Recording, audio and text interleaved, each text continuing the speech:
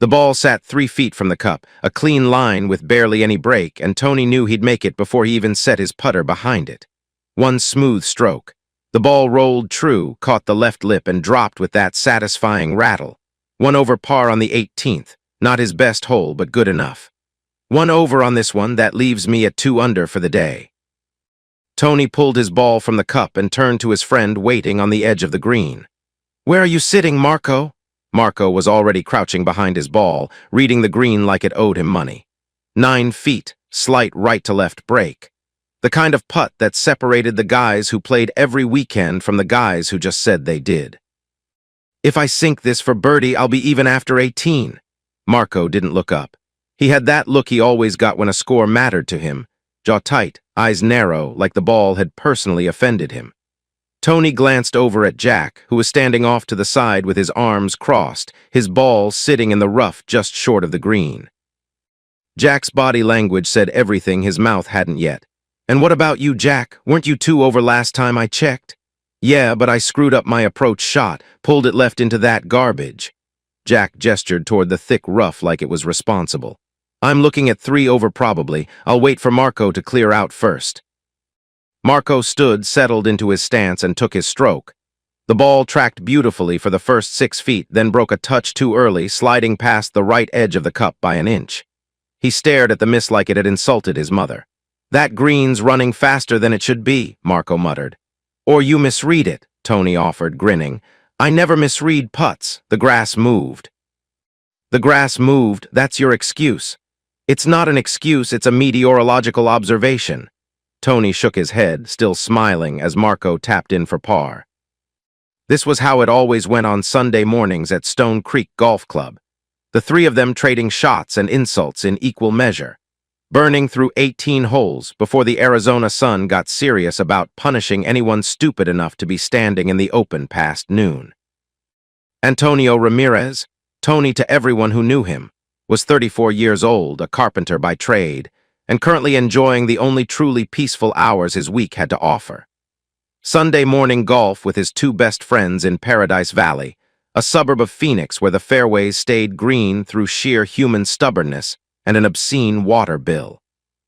Jack O'Brien was 33, fellow carpenter, and had been Tony's closest friend since Tony started on the crew 5 years ago. Jack was the kind of guy who'd lend you his truck without asking why, then give you grief about the gas for the next 6 months. Steady, loyal, occasionally blunt to a fault.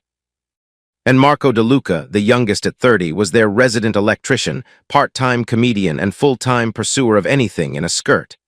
Good-looking enough to get away with it, charming enough to make the aftermath someone else's problem. They'd all met on the building site, working under Tony's older brother Carlos, who ran their crew and ran it tight. Carlos hadn't come along today. Sunday was the one day his wife Jenna got a break from their 2 kids, both under 3, and Carlos took diaper duty seriously, even if he complained about it loudly to anyone who'd listen. After Jack chipped on and 2-putted for bogey, the 3 of them pulled their carts toward the clubhouse, the conversation shifting the way it always did when the last ball dropped, from golf to food and beer. "Kristen's already in the restaurant," Jack said, pulling out his phone. "She finished her round about 20 minutes ago. Remind me to thank her for being our designated driver. It means I get to actually drink today," Marco replied, already walking faster at the mention of lunch. "She's playing with a friend of hers today too, just so you know." Jack delivered this casually, but Tony caught the sideways glance aimed in his direction. "So, she's always playing with someone." Tony kept walking. They grabbed a table in the club restaurant, ordered burgers and beers, and settled into that comfortable post-round slump where everything felt earned. The cold beer, the shade, the knowledge that the hardest thing any of them would do for the rest of the day was decide between watching football or taking a nap. Marco was 2 sips into his beer when he spotted them. "So, Jack, who's the hot blonde with Kristen today?" Tony looked up despite himself. 2 women were crossing the restaurant toward them. Jack's fiancée, Kristen, dark-haired and smiling with that purposeful walk she had, and beside her, a woman Tony hadn't seen before. Blonde hair catching the light, fit, pretty face, moving with the kind of easy confidence that suggested she wasn't trying to impress anyone and managed it anyway. That's Sienna, Jack said, taking a calm sip of his beer. She works at the florist downstairs from Kristen's accounting firm, but I don't think she'd be your type, Marco. She's not into clubbing or dating apps apparently. Hey, what can I say? I'm an equal opportunity kind of guy. As long as they're hot, I'll give them a shot. Marco laughed at his own declaration. Jack set his beer down and looked directly at Tony. I think she's way more suited to you though, Tony, and I think Kristen may have brought her along today with meeting you in mind. There it was, the setup. Tony had suspected it the moment Jack mentioned Kristen was playing with a friend, and now the confirmation landed like a golf ball in a sand trap. Nah, I'm good. I don't need help in that area. Tony kept his voice even casual. Yeah, he's still taking the celibacy oath to become a priest. Isn't that right, Tony? Marco prodded, grinning wide. Tony just smiled and shook his head. This wasn't new territory. The ribbing about his dating life, or total absence of one, had been a running joke among his friends for years. 8 years in Phoenix. Not a single date, not a single woman brought around, nothing. Cut him some slack, Marco. I think Sienna might be just the one to break that particular drought.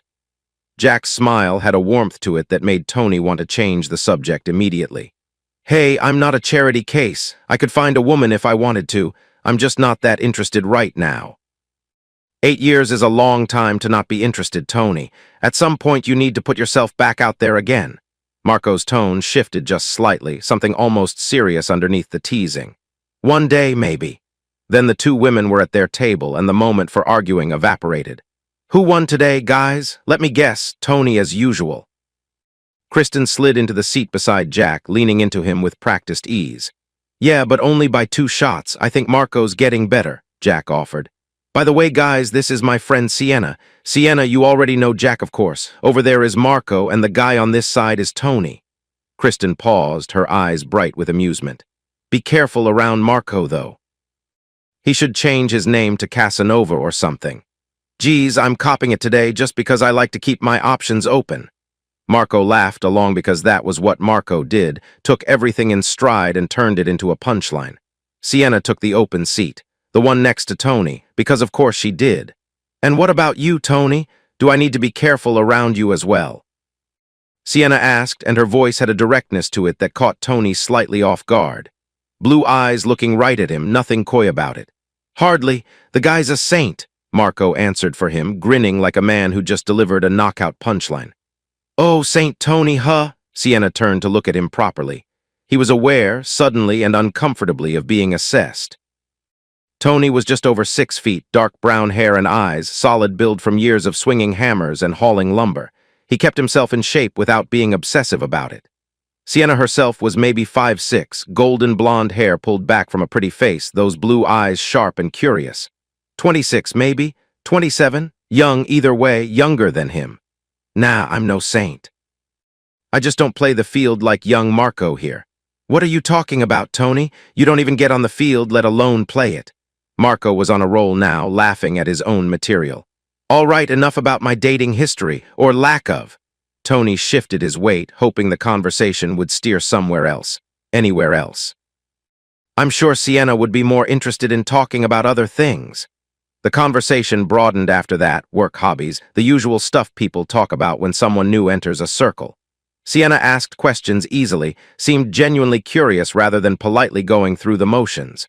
When Tony mentioned Champ, his 3-year-old Doberman, something in her face changed, lit up.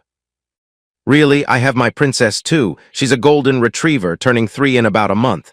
I spend most of my weekends taking her out to socialize as well. I know exactly what you mean. There it was, that spark of recognition when two people find unexpected common ground. Tony felt it, even as he tried not to.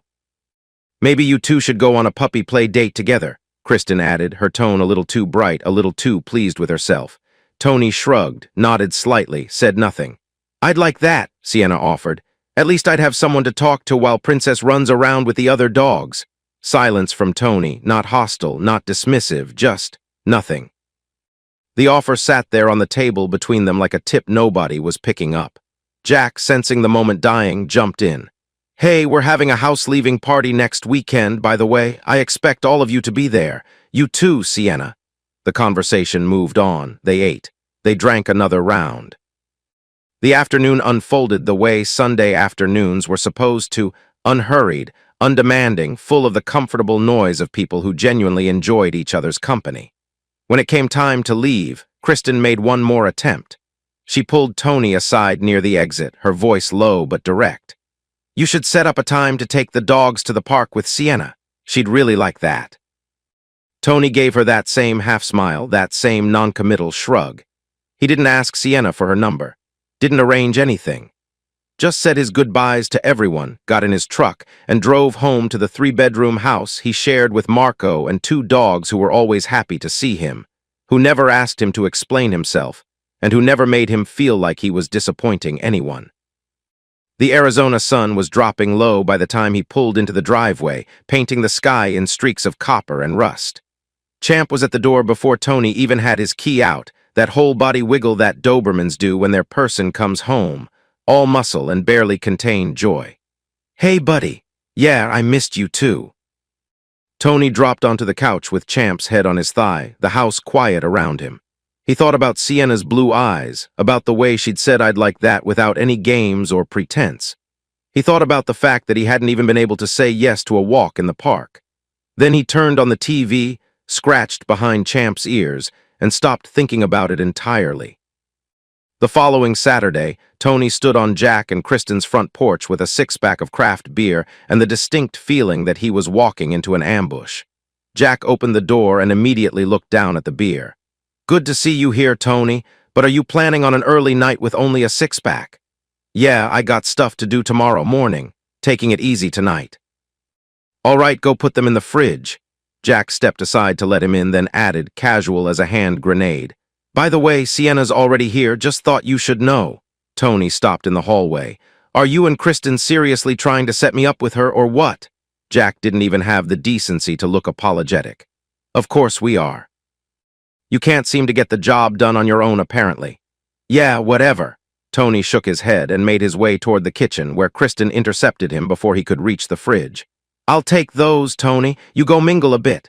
She lifted the 6-pack from his hands with a smile that was all sweetness and zero subtlety. "Maybe go talk to Sienna. She's here somewhere, too." He shook his head again, cornered. That's what this felt like, gentle, well-meaning, suffocating.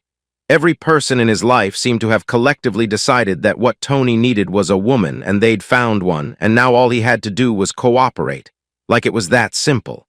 He heard his brother's voice coming from the backyard and felt a flicker of surprise. Carlos wasn't supposed to be here tonight. Tony grabbed a beer from someone else's cooler and stepped out through the sliding glass door. "Carlos, I didn't think you'd show up. What about the kids?" Carlos Ramirez was 2 years older, 2 inches shorter, and carried the slightly harassed look of a man raising 2 children under 3. His wife Jenna stood somewhere across the yard talking with a cluster of other women. Carlos was leaning against the patio railing with a beer, looking like a man who'd been temporarily released from prison. "Got her mom in as a sitter for a few hours. Jenna's here somewhere too." Carlos took a sip. "I think she's off talking with Kristen's friend, Sienna." "Oh, great. Now she'll be hassling me too." Carlos raised an eyebrow. "Hassling you with what?" "Sienna, Jack and Kristen are already both trying to set us up together." "And what's wrong with that?" Carlos turned to face his brother directly. "Have you actually seen her, by the way? You'd be lucky if she was even interested in you to begin with. She might be out of your league." "Yeah, we met last Sunday at golf. She's nice." "So what's with the act that you'd be put out or something? Go ask her out. You need to do something, sooner or later." Tony took a slow drink of his beer, staring out at the yard. The party was maybe 30 people, good music from a Bluetooth speaker, ticky torches just starting to matter as the sun dropped, the smell of grilled food, and the low, comfortable murmur of friends who'd known each other for years. "I don't know. She's nice and all, but I'm not sure if I want to deal with all that." Carlos set his beer down on the railing. His expression shifted, still brotherly, but with an edge now. "Look, I know Rosa did a real number on you, but not every woman is like that. At some point you need to let someone back in again, and it might as well be Sienna. Just start somewhere, anywhere." The name hit Tony the way it always did, a quick tightening behind his ribs, a reflex he couldn't train out of himself no matter how many years passed. Rosa, his ex-wife. The woman who had methodically dismantled his ability to trust another human being and then had the audacity to try to keep billing him for the privilege. All right, I'll think about it. But I'd prefer if everyone just let me figure it out on my own rather than pushing someone onto me. We gave you 8 years, Tony. You haven't been figuring it out on your own, have you? Tony didn't answer. Carlos let the silence sit for a moment, then softened. Look, the people that care about you are just trying to help. That's all. If you really don't want to go out with Sienna, then don't. Yeah, okay. How did you go with the suppliers for Monday, by the way? All sorted. Carlos almost laughed. Nice deflection there, asking about work. But yeah, we're good for 8 a.m. His eyes moved to something over Tony's shoulder and his expression warmed. Hey, look who's coming outside. Go over and say hello at least. Tony turned. Jenna was stepping through the sliding door with Sienna beside her, both carrying drinks, both mid-conversation. Sienna was wearing a simple dress, nothing dramatic, just well-chosen, and her golden hair was down around her shoulders. She looked effortlessly pretty in that way some women managed without seeming to realize it. Tony walked over, gave Jenna a hug and a kiss on the cheek, then turned to Sienna. I didn't know you two knew each other as well. We just met tonight, actually. Jenna's been nice enough to introduce me to everyone while Kristen is getting the food ready. Sienna's smile was easy, warm. And speaking of which, Jenna cut in, already backing away, I need to go check on your brother to make sure he's not drinking too much. Can you two please excuse me for a moment? She was gone before either of them could respond. Subtle as a sledgehammer, that one. Tony and Sienna stood together in the ambient noise of the party, two people suddenly alone in a crowd. Tony's mind went momentarily blank, that particular kind of blankness that happens when you know you should say something but every possible sentence feels wrong. Did you just get here too? He managed. About 30 minutes ago. I'm thankful that Jenna's been kind enough to look after me. That's good. Tony nodded, then reached for the only topic that felt safe. How's Princess doing? Is she home alone or is someone with her? She's home alone at the moment, same for Champ. He's got another dog at home. Marco's got a Jack Russell named JR, 4 years old. The two of them play tag around the backyard all day long. We've got a big yard so they keep themselves busy. That's good. They need companionship too, just like us. Sienna said it plainly without loading it, and somehow that made it land harder. They talked about their dogs, about living situations, Tony with Marco, Sienna with her older sister and the sister's boyfriend who were almost never around. And then Tony asked the question before his brain could talk him out of it. How old are you? Sorry if you don't mind me asking. I'm 26. And you? 34, although I'm surprised Kristen didn't already tell you that. She did. I just wanted to see if you'd tell me the truth or not. Tony blinked. So you don't think guys always tell the truth? No, not really. I work at a florist. A lot of the guys that come in buy flowers not just for their wives, but for their side pieces too. That, and I've met my fair share of guys like Marco before. But did you figure them out before or after they'd had their way with you? Sienna didn't flinch at the directness. Before. I learned to have a good BS meter after my only proper relationship crashed and burned. I always make guys jump through a few hoops now. That usually scares away the fakers who are only after a bit of fun. Hoops like what? Like taking our dogs to the dog park for a few hours to start with. And that works? Well, it worked with you, didn't it? Tony felt something shift, a small crack in the wall he kept around himself, letting in a sliver of light he hadn't invited. Because she was right. The idea of going to the dog park with her had sounded good to him last weekend. He just hadn't been able to say it. Hey, I never said I wouldn't take you, and besides, I'm not looking for just a bit of fun anyway, but I do actually love the idea of taking Champ to run around with Princess. So why didn't you agree to that last weekend? I gave you every opportunity and you just blew me off. Because. That's not an answer. You can at least tell me why. Tony exhaled. The party continued around them. Laughter, the clink of bottles, someone arguing about football, but in their small pocket of space, the noise seemed to recede. I don't know. Look, I haven't been out with anyone in a very long time. I'm not even sure what I should say or do at this point. So maybe I'm just a little nervous. It's easy. You just talk like what we're doing now. It's no different. Yeah, maybe. Maybe what? Does that mean you want to go to the dog park with me or not? You're not making this very easy, Tony. Why are you even interested in me anyway? Are you doing Kristen a favor? What? No, not at all. She told me there's this really nice guy named Tony that she wanted me to meet and that she knew I'd get along well with him, but that was it. Are you sure? I'm feeling like a bit of a charity case at the moment. No, my charity doesn't extend to who I might date. I'll never spend time with someone I'm not interested in, that's for sure. And you're interested in me? Maybe, but don't get too far ahead of yourself, Tony. I only said I'd like to go to the dog park with you to get to know you better. That's just the first hoop, remember? A smile played at the corners of her mouth. All right, he took a breath. Sienna, would you like to go to the dog park with me so that we can get to know each other better? Yes, I would. See, that was easy, wasn't it? Yeah, I guess so. When do you want to do this? What are you doing tomorrow afternoon? Nothing. I have stuff to do in the morning, but I'll be free after lunch.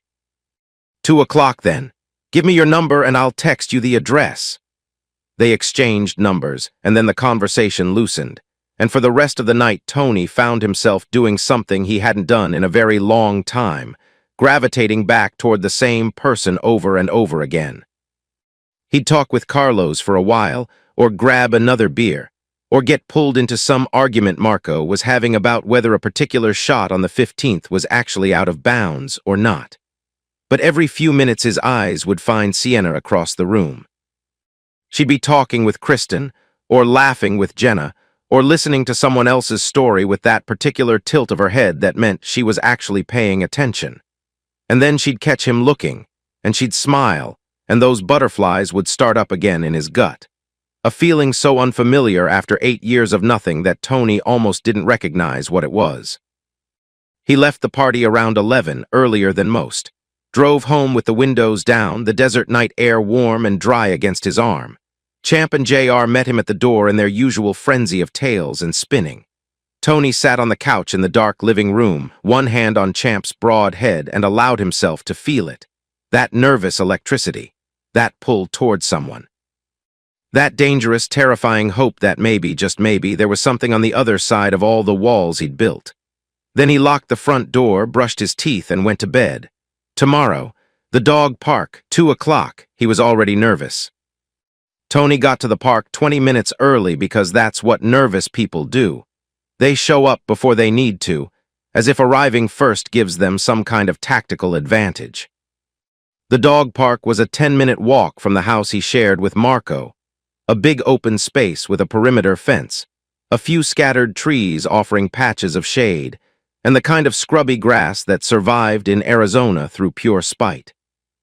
A handful of other owners were already there, sitting on benches or standing in small groups while their dogs did what dogs do, ran, sniffed, chased, existed with an enviable lack of anxiety about whether they were making a good impression. Tony always kept the muzzle on Champ at dog parks. Not because Champ was aggressive, he wasn't, but because 70 pounds of enthusiastic Doberman barreling toward your Pomeranian tends to make people clutch their leashes and their hearts simultaneously. The muzzle was a courtesy, a signal that said, I know my dog looks like he could eat yours, but he really just wants to play. He unclipped the leash. Champ launched himself across the grass like a black and tan missile, and within seconds he was leading a pack of 3 other dogs in wide, looping circles around the park. The other dogs couldn't keep up, and that was clearly fine with Champ. He glanced back over his shoulder every few seconds, tongue out, checking to make sure the chase was still on. King of the park. Good, Tony thought. Burn some of that energy off before Princess gets here. He was already worried that Sienna might see Champ roughhousing and decide he was too much for her sweet golden retriever, which was a ridiculous thing to worry about, and the fact that he was worrying about it meant he cared about this going well, which was another thing he didn't want to examine too closely. He stood near the entrance, arms crossed, watching the dogs and pretending he wasn't scanning the path every 15 seconds for a blonde woman with a golden retriever. Then a streak of gold shot past his right side. A dog, moving fast, ears pinned back in that joyful full-sprint mode, and went tearing across the grass to join the pack. Princess had arrived before her owner, apparently. Tony turned around, and there she was. Sienna walked toward him with an easy stride, sunglasses pushed up on her head, wearing shorts and a simple top that suggested she dressed for comfort and not for impression, which somehow made the impression stronger. The butterflies kicked in again, right on schedule, that unsettled feeling in his stomach that he still wasn't used to. "Is that your dog?" "The one leading all the others around." Sienna stopped beside him, shading her eyes with one hand to watch the dogs. "Yeah, he likes being chased. Very few can keep up with him usually." "Well, I'm sure Princess will do her best. She loves to chase things." They stood together watching the dogs for a moment, 4 animals now running in a ragged formation with Champ at the front, Princess gaining on him from the right. "How did you like the party last night?" Tony asked. "Meet any interesting people?" "Yeah, I did, one in particular." Sienna paused, her expression serious for exactly 1 second. "I think his name was Gary or something." Tony turned to look at her. She kept her face straight for another beat before the smile broke through. "Oh, well, I'm betting Gary didn't get a doggy date, though," Tony replied, finding himself smiling back. "The guy I met did, although maybe I got his name wrong. What was your name again?" "Very funny. Seriously, though, did you have a good time?" "Yeah, I did. Everyone was really nice." Her voice shifted slightly, thoughtful now. Also, everyone seemed to know each other extremely well. It felt like a very close-knit kind of party just for close friends and family. "Yeah, it was. You were probably the only outsider for the night."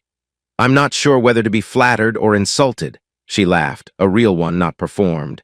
"Definitely flattered. We've got a good circle of friends that we all stick pretty close to. Usually you have to be dating or married to one of us to get an invitation in. I'm guessing Kristen made an exception because she's hoping we'll get together."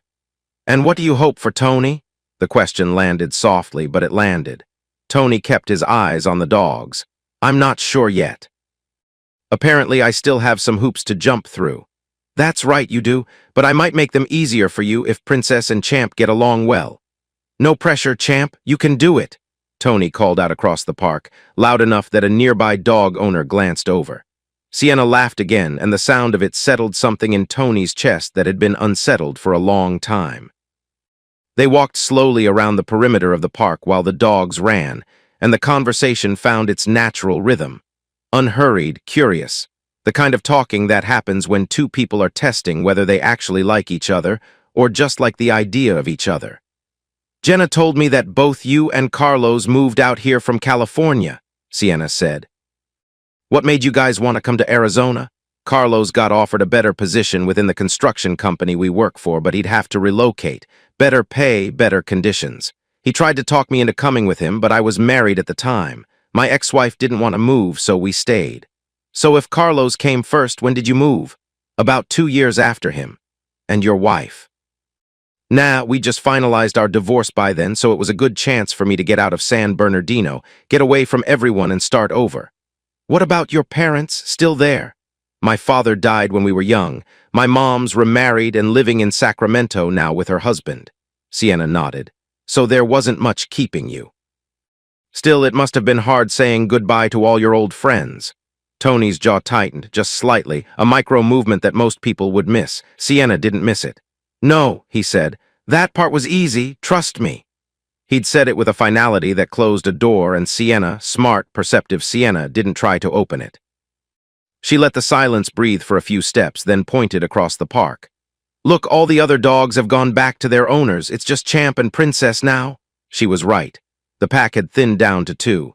Champ and Princess weren't running anymore, they were playing, really playing. The retriever would bow down on her front legs, tail high and wagging furiously, then spin and bolt, and Champ would chase her for 10 yards before she'd wheel around and chase him back. There was a language to it, a back-and-forth negotiation of speed and space that looked a lot like flirting. "I think Princess has taken a liking to Champ already," Sienna said, smiling at the dogs. "See how she's getting down like that before turning to run? She's flirting with him, I swear." "Has Princess been fixed?" "No, she's a purebred. I was hoping to breed her with a litter someday." "Well, unless you want some Doberman Golden Retriever mix puppies, we should probably keep an eye on them." "Champ hasn't been fixed either then?" "Nah, I couldn't chop his balls off." "It doesn't seem right. Besides, he's a purebred too. His puppies would be worth a small fortune."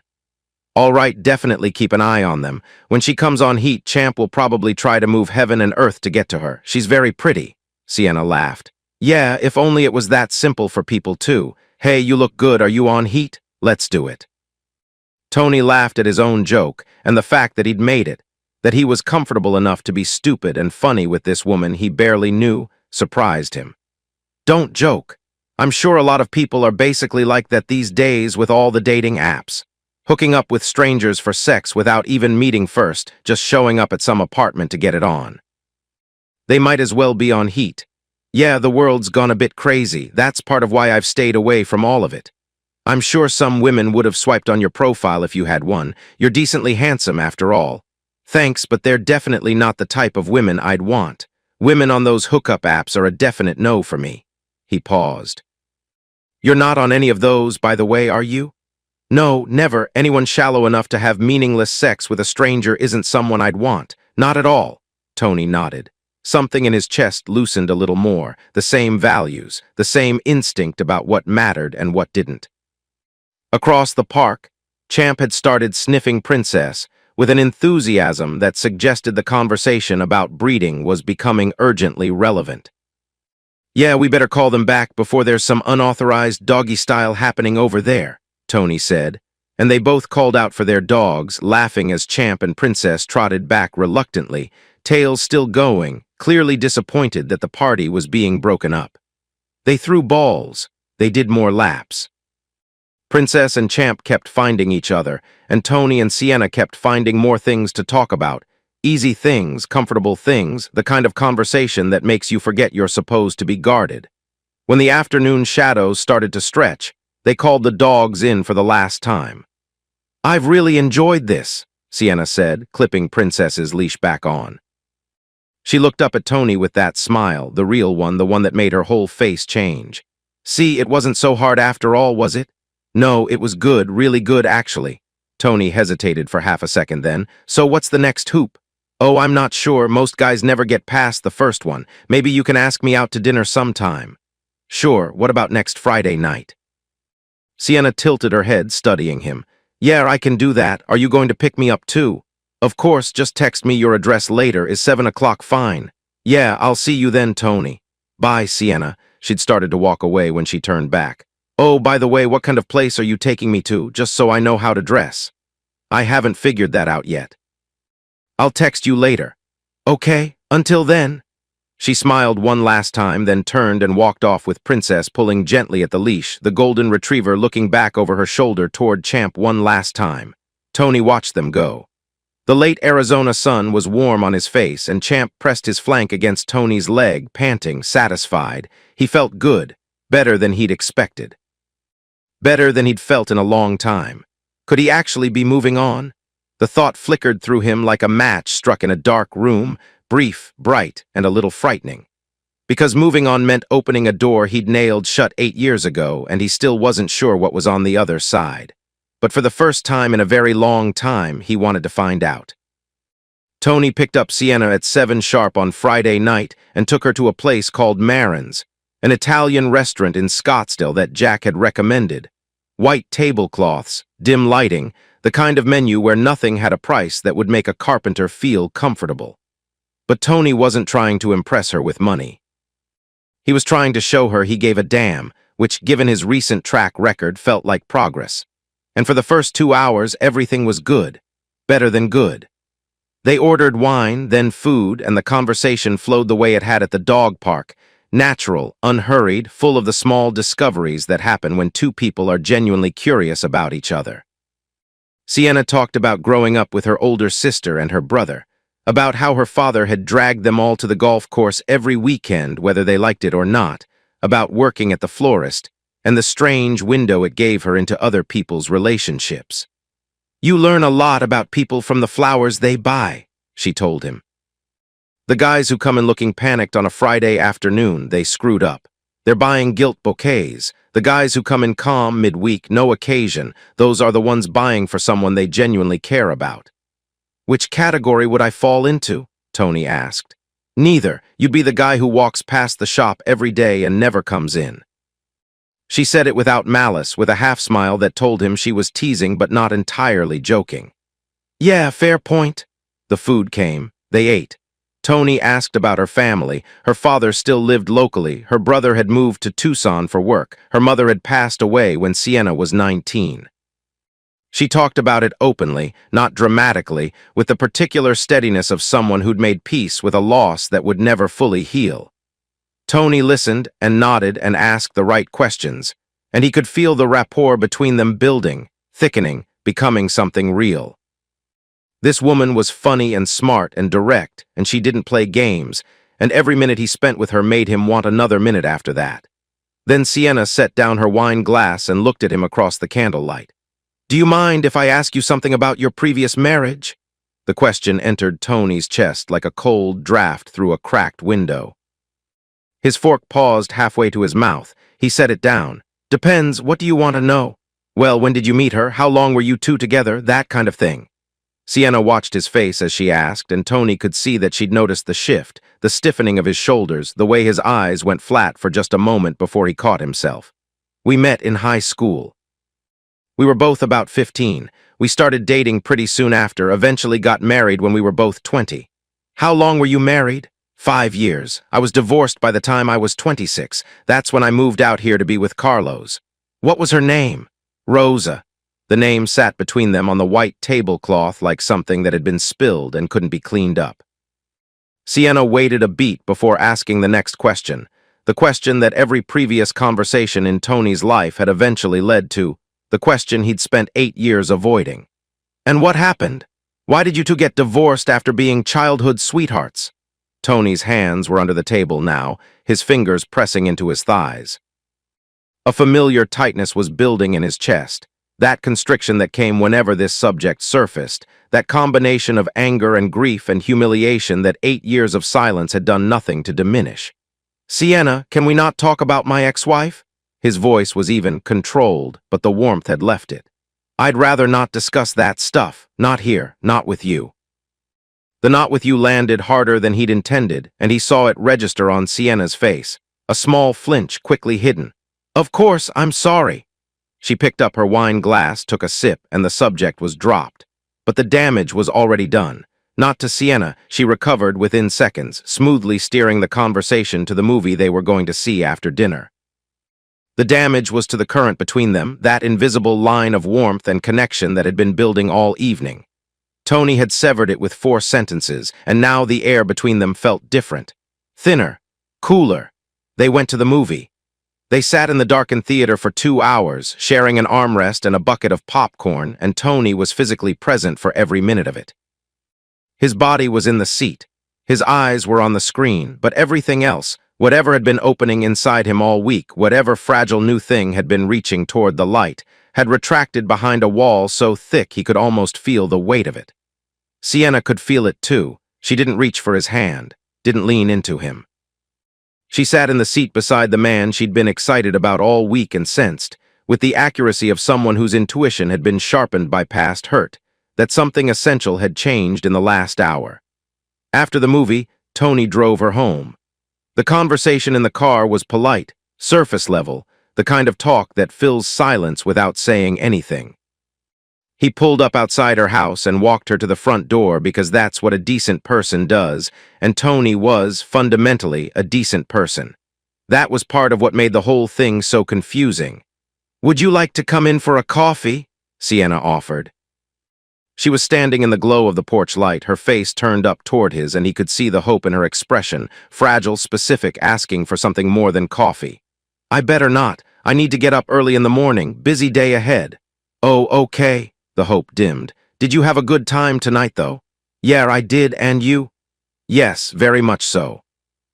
They stood there, 2 people separated by 3 feet of porch and 8 years of scar tissue. Sienna looked into Tony's eyes, waiting, hoping he'd lean in, hoping for the kiss that would tell her this was going somewhere, that the distance she'd felt all evening was temporary, that he was still in this.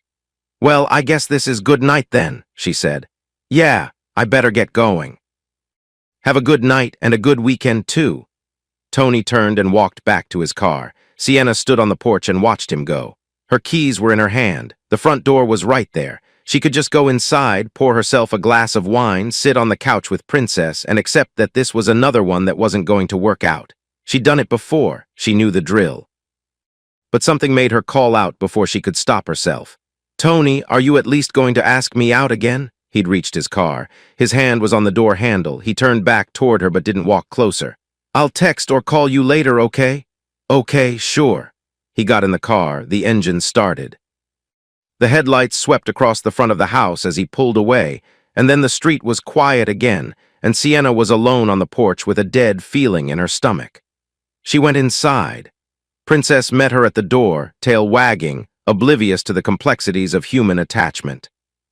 Sienna dropped her keys on the counter and sank onto the couch, the retriever's head immediately appearing on her lap. "Well, Princess, I don't know what just happened." Because that was the thing, she genuinely didn't understand. For the first 90 minutes of the evening, everything had been perfect. The conversation, the chemistry, the way Tony looked at her when he thought she wasn't paying attention, like she was something precious and terrifying all at once. She'd felt so sure. And then she'd asked about his ex-wife, and it was like someone had reached behind Tony's eyes and turned off the lights. Not anger, not even defensiveness, exactly. Just absence. Like the man who'd been sitting across from her had packed up and left, and what remained was a polite, handsome shell going through the motions of an evening that had already ended. Not here. Not with you. What did that even mean? Not with her specifically. Not with anyone. Was it the subject, or was it her? Sienna rubbed Princess behind the ears and stared at the dark TV screen. She replayed the evening in her head, looking for the moment things went wrong, as if identifying the precise fracture would somehow help her fix it. But there was nothing to fix. There was a man who seemed to want her and a man who couldn't let himself have her, and they happened to be the same person. The weekend came and went. Tony didn't text, didn't call. Monday, Tuesday, nothing. By Wednesday afternoon, the silence had gone from disappointing to insulting to just plain confusing, and Sienna picked up her phone and called him herself because if this was over, she at least deserved to hear it. He answered on the third ring. "Hi, Sienna. Sorry I haven't gotten back to you. I've just been so busy with work and stuff." Work and stuff. She wanted to say something sharp. Instead, she kept her voice light. "That's fine. I was just calling to see if you'd like to go out with me again on Friday night and maybe the dog park on Saturday too." A pause. "Yeah, we can do that. I know Champ would like to see Princess again. I think he's been pining over her all week." "Oh, really? Good to see that at least one of you is interested." Tony let out a small breath that might have been a laugh. "Hey, I'm interested too. Would you like to go to the movies this Friday? Maybe we could grab something to eat first." "That would be lovely. What time? 7 again? Yeah, are you going to pick me up too?" "Of course, I'll see you then." "Bye, Tony." Sienna ended the call and set the phone down on her desk at the florist. Through the shop window, she could see the street people walking, life continuing in its indifferent way. She was happy he'd said yes. And she was annoyed that she'd had to be the one to ask. Again. Always her making the move. Always her bridging the gap. And always that small, nagging voice in the back of her mind. Maybe he's just too polite to say he's not interested. Maybe this is just what rejection looks like when the person doing it is too kind to actually say the words. She pushed the thought down and went back to arranging flowers for a wedding order. White roses, baby's breath, all that hopeful, fragile beauty that people spent thousands of dollars on to celebrate a thing that might or might not survive the year. Friday came. Tony picked her up. They went to a casual diner this time, burgers, shakes, a booth in the corner, and the conversation flowed easily because it always did with them. That was the cruel part. When Tony was present, when he was in the room with her and not trapped somewhere inside his own head, he was everything she wanted. Funny, attentive, thoughtful. The kind of man who asked real questions and remembered the answers.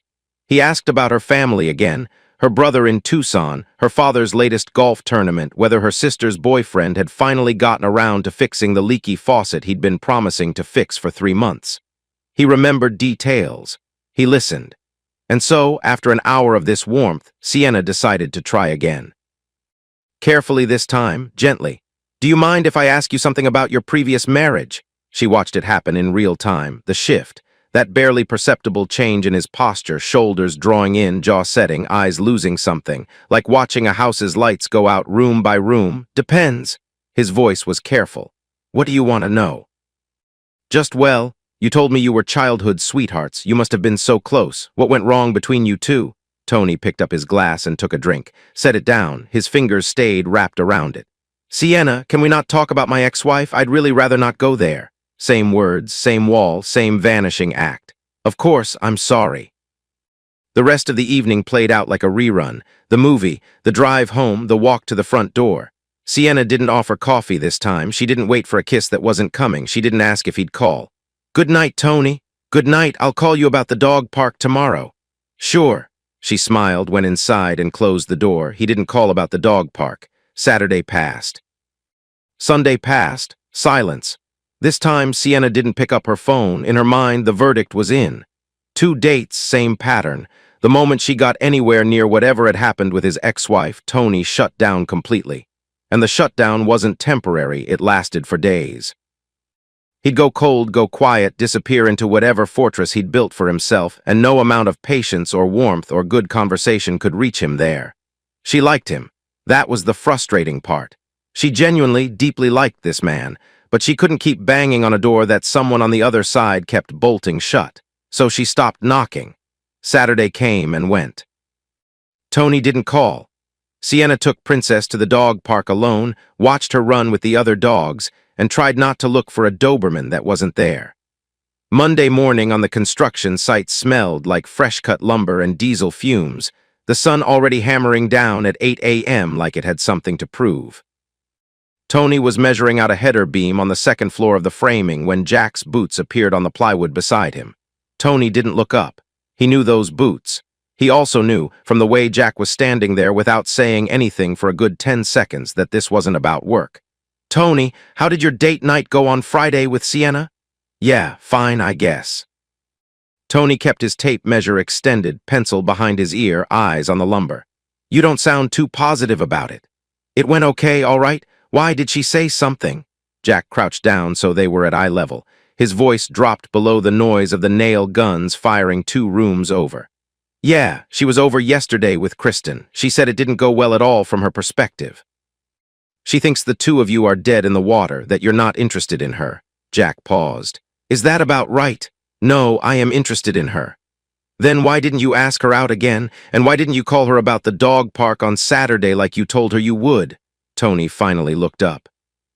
Jack's face had that expression he wore when he was done being polite about something. Dossett, eyes steady, the same look he gave subcontractors who were trying to cut corners on a job.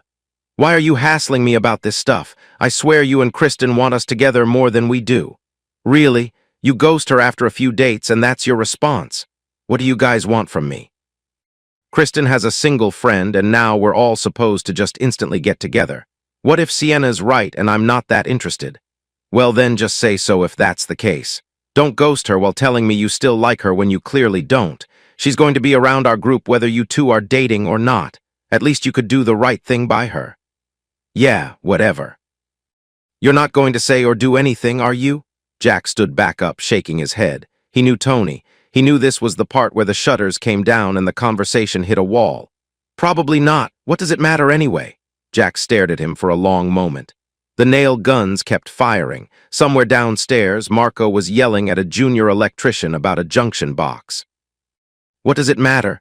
Tony, Sienna's a good person, probably better than what you deserve with that attitude. You finally got a chance to be happy with someone nice and you act like you're being put out by the whole thing. Just drop it, okay?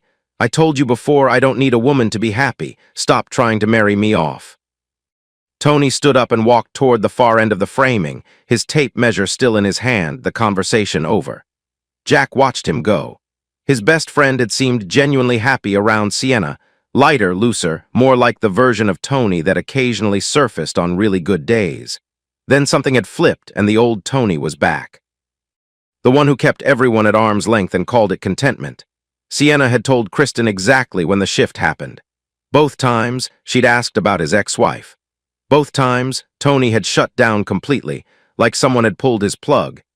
8 years in Phoenix, and Jack realized he didn't actually know a single meaningful detail about what had happened in Tony's marriage. Neither did Marco. Tony had sealed that part of his life behind a door that none of them had ever been invited through. Jack pulled out his phone during lunch and texted Carlos. You and Jenna free this Saturday for dinner at ours. Need to talk about your brother. The reply came back 20 minutes later. Yeah, we can do that. What's going on? I'll explain Saturday. Bring wine. The week crawled by. Tony went to work, came home, took Champ to the park, A different park, not the one where he'd been with Sienna. He ate dinner with Marco most nights, watched whatever game was on, said he was fine whenever Marco asked if everything was all right. But he wasn't fine. He thought about Sienna constantly. Her voice, her laugh, the way she'd looked at him across the table at the diner before everything went sideways. The way she'd said at least one of you is interested on the phone, that little edge of hurt underneath the humor that she probably thought he hadn't caught. He'd caught it. He caught everything. That was part of the problem. He noticed too much, felt too much, and the only strategy he'd ever developed for dealing with it was to feel nothing at all. Shut the door, lock it, walk away. It had worked for 8 years. It had kept him safe. But safe and happy, he was starting to realize, were not the same thing, not even close. Saturday evening, Jack and Kristen's place. The table was set for 4, candles lit because Kristen believed dinner without candles was just eating, and a bottle of red wine was already breathing on the counter when Carlos and Jenna arrived. They ate. They drank. They talked about the kids, about the new house, about Marco's latest dating disaster involving a woman who turned out to already have a boyfriend and a husband. The usual stuff. Then over dessert, Jack set his fork down and looked across the table at Carlos. "So, your brother, what's going on with him?" Carlos leaned back in his chair. He'd been expecting this since the text. "What do you mean, what's going on with him?" He had 2 good dates with Sienna. Both times she asked about his ex-wife. Both times he completely shut down. Went cold, went distant, ghosted her for days. She thinks he's not interested. He told me he is interested. Something doesn't add up, and after 8 years of watching the guy live like a monk, I think it's time somebody explained it to me. Carlos looked at Jenna. She gave him a small nod. "It's something Tony should really be the one to tell you," Carlos said. "But he's not going to, is he?" Jenna replied, her voice gentle but firm. "He hasn't told anyone in 8 years. If you don't tell them, they'll never understand where he's coming from, and they need to understand, especially if Sienna is going to be part of this." Carlos rubbed his hand across his jaw. The room was quiet except for the faint hum of the refrigerator. "All right. But you both have to promise me you won't hassle Tony about any of this. I'm telling you so you understand, not so you can confront him. Okay?" Jack and Kristen both nodded. Carlos took a long sip of wine, then set the glass down. "Tony and Rosa met when they were about 14, 15, high school sweethearts, and I don't just mean they were dating, they were inseparable. Best friends and boyfriend-girlfriend all wrapped into one. She spent more time at our house than her own. By the time they graduated, it was like they were already married, just 2 kids who couldn't imagine life without each other. They only really had 2 close friends," Carlos continued. "Tony's best friend Santiago, everyone called him Santi, and Rosa's best friend Maria. Those 2 started dating as well, so the 4 of them were always together, double dates, weekends, everything." "How old were they when they got married?" Kristen asked. "Just 20, both of them. That's pretty young." "Yeah, a little foolish too if you ask me, but Tony was sure. The guy was absolutely sure Rosa was the love of his life." Carlos paused, turning the wine glass slowly on the table. "He was already working with me by then, long hours trying to build something. Rosa wasn't working, just some part-time studying, but they got their own place, they were making it work. Then she got pregnant about a year after the wedding. Baby boy. They named him Diego after her grandfather." "Hold on." Jack's face changed. "Tony never said he has a kid." "Because he doesn't." "Did she lose the baby?" Kristen asked. "No, Diego was born healthy, beautiful kid." Carlos's voice had dropped lower now, the way voices do when they're approaching something that hurts even to describe. "What Tony didn't know, what none of us knew, was that Rosa had been sleeping with Santiago behind his back, Tony's best friend. The affair started before the wedding. Before they were even married, his best friend was already with his girl." Kristen's hand went to her mouth. Jack just stared. "Tony found a second phone she'd hidden. Everything was on it, texts, calls, all going back years, just her and Santi. It was completely clear what had been going on, and the worst part wasn't just that they were doing it. They were making fun of him in their messages, laughing about how Tony was too stupid to figure it out. His own wife and his best friend mocking him while he was out busting his back at work to provide for her." The room was dead silent. Jenna reached over and put her hand on Carlos's arm. "Santiago was a cook, worked evenings." Which meant he had every single day free while Tony was at the job site. He was over at their place constantly. And here's the thing that really destroyed my brother. The texts made it clear that Rosa knew Diego wasn't Tony's son. She knew the baby was Santiago's. She'd known the whole time. 3 years Tony spent loving that boy, changing his diapers, getting up at 2 a.m. when he cried, teaching him to walk. 3 years of being a father, and it was all a lie. How did he find out about all of this? Jack asked. His voice was flat now, the kind of flat that meant he was holding something back. Found the phone, went through it. Then he went to Santiago's place and they beat the hell out of each other. Both ended up in the hospital. Carlos shook his head. The divorce was ugly. Rosa refused to get a paternity test at first. The court ordered one. Santiago was confirmed as the father. Then, and I still can't believe this, her lawyer actually argued in court that Tony should keep paying child support because his name was on the birth certificate. Even after it was proven the kid wasn't his. Even after Santiago had already moved in with her. You're kidding me. Jack's knuckles were white around his wine glass. The judge didn't go for it, thank God. Tony got his divorce and walked away clean. But clean is a relative term when your wife's been cheating on you since before your wedding day. Your best friend is the father of the kid you thought was yours, and everyone in your hometown knows the whole story. He was gutted, depressed, humiliated, angry, the works. Carlos leaned forward, his elbows on the table. That's when he moved out here to be with me, and you remember what he was like when he started on the crew, Jack. Yeah, Jack nodded slowly. Took him months to even talk to any of us. I thought he was one of those guys you needed to keep an eye on, the kind who shows up one day with a rifle. He was doing it that rough. Eventually he came out of his shell, but the damage was done. He just decided he was never going to let anyone get that close again. And 8 years later, here we are. The silence that followed lasted a long time. Kristen wiped her eyes with the back of her hand. Jack stared at the table, processing, rearranging everything he thought he knew about his best friend into a new and far more painful configuration. So that's why he shuts down when Sienna asks about Rosa, Kristen finally said. It's not that he's not interested, it's that he's terrified. Yeah, probably. Carlos took another drink. 8 years is a long time to hold on to that stuff. I keep telling him not every woman is like Rosa, but telling him that and him believing it are two completely different things. Maybe he just needs to take that first step of faith, Kristen said quietly, and then every step after that gets a little easier.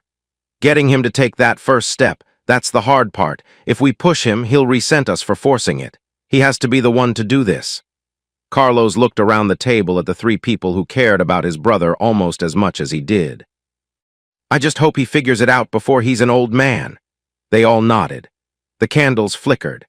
Outside, the Arizona night was warm and still and full of the particular silence that descends when people have just learned something that changes how they see someone they love.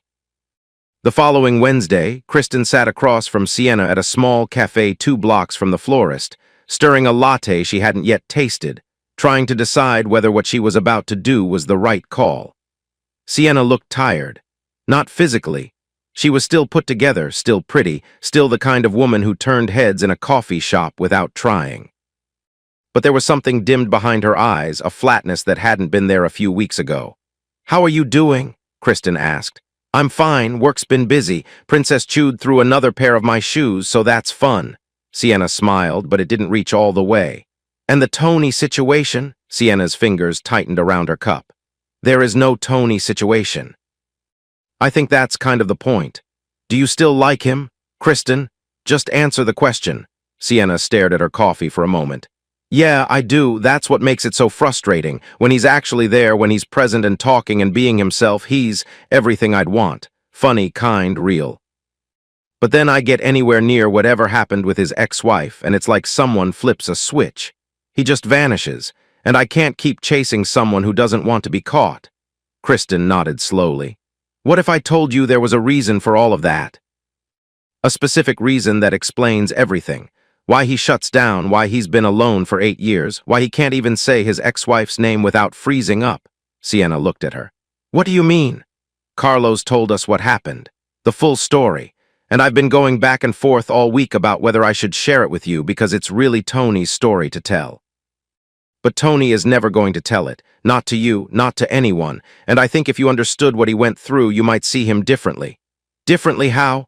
Not as a guy who's blowing you off, as a guy who's been so badly hurt that he can't figure out how to let someone in again. Sienna set her cup down. Tell me. So Kristen told her. Not every detail. She kept some of the rower parts brief, the fight with Santiago, the court proceedings, but enough. Rosa, the affair that started before the wedding. Santiago standing beside Tony as his best man while sleeping with his wife. The baby that Tony raised for 3 years as his own son, the paternity test, the humiliation. The way Tony had packed up his entire life and moved across the state just to escape the wreckage. By the time Kristen finished, Sienna hadn't touched her coffee. She was staring at the table, her expression unreadable at first, and then gradually shifting as the pieces fell into place, every confusing moment from the past several weeks suddenly making sense. It all makes a lot more sense now, Sienna finally said. Her voice was quieter than before. How he acted after I asked about his ex-wife, that wasn't him losing interest, that was him panicking. Yeah, he crosses into territory where he'd have to be vulnerable and he bolts. It's been his survival mechanism for almost a decade. His wife, his best friend, his son. Sienna shook her head slowly. No wonder he can't talk about it. That's not just a bad breakup. That's having your entire life revealed as a lie. Exactly. Sienna picked up her coffee, took a sip, then set it back down. Something was shifting behind her eyes, not pity exactly, something more active. Understanding reorganizing itself into a decision. So now the question, Kristen said. Do you still like him? And if you do, are you prepared to deal with all that baggage to hopefully get to the other side? Sienna let out a small laugh, not quite amused, more like the sound someone makes when they recognize the absurdity of their own situation. Is this the part where I say I can fix him? They both laughed, and the tension broke just enough. Seriously though, Kristen pressed. Sienna took a breath. He probably just needs me to be his friend right now, not to push for anything more than that, just let him decide when he's ready to move forward. And you're willing to wait for that? It could take a while, a long while. I know I need to think about it. It's a lot to take on, especially when there's a real chance that nothing will ever come from it. He might never get past what happened. I have to be honest with myself about that. I get it. And I want you to know, if you do decide to give him another chance, none of us will push you to. We won't ask when you're moving in together or any of that. We'll just let it happen on its own. That would help. Honestly, part of the problem before was that I could feel everyone watching us, everyone hoping. It made everything feel bigger than it needed to be. Kristen nodded. No more matchmaking, I promise. I'll think about it, Sienna said. Give me a few days. They changed the subject after that. Talked about Kristen's new house, about a terrible movie they'd both somehow watched the same weekend, about Princess's ongoing vendetta against Sienna's shoe collection. But underneath the easy conversation, Sienna's mind was already working. She could see it now, the whole picture. A man who'd loved completely and been betrayed completely, who'd lost not just his wife but his best friend and the child he thought was his, all in the same devastating discovery. A man who'd responded by building a wall so high and so thick that 8 years later he was still standing behind it. Alone, safe, miserable. She thought about the way Tony had looked at her at the party, like she was something he wanted but was afraid to reach for. She thought about his voice when he'd said, I haven't been out with anyone in a very long time. She thought about the butterflies she'd felt herself that first afternoon at the dog park, when the conversation had been so easy and natural that she'd forgotten, briefly, that she was supposed to be guarding her own heart too. She couldn't fix him. She knew that. But maybe she could be patient enough to let him fix himself. And maybe, if she was lucky, he'd let her be there when he did. Maybe. The following Sunday, Tony pulled into the Stone Creek parking lot expecting the usual threesome. Him, Jack, Marco, 18 holes, and some trash talk. Instead, Jack met him at the kart staging area with news. Kristen and Sienna are joining us today. We're playing as a 5. Tony froze with his golf bag half out of the truck. Since when? Since Kristen decided she wanted to play and Sienna's been wanting to get out on a course again. Problem. A dozen responses cycled through Tony's mind. He went with, no problem. Good, because they're already on the putting green.